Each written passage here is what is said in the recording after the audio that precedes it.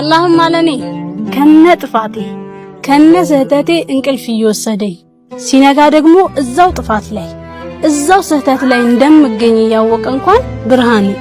ወደሱ መመለሻ ተስፋን አዲስ ቀንን የሚቸረኝ ጌታዬም ማለኔ በሰከንዶች ውስጥ ሚሊዮኖች እየለመኑት ብዙዎች እየጠየቁት ምድር ትዕዛዙን ፈጽማ ሰማይ በስሙ እየቆመች እንኳን ለቅጽበታት እጄን አንስቼ ጌታ ያቃተኝ ደከመኝ ብዬ ስጣራ ማንሸኳሸኬን ሰምቶ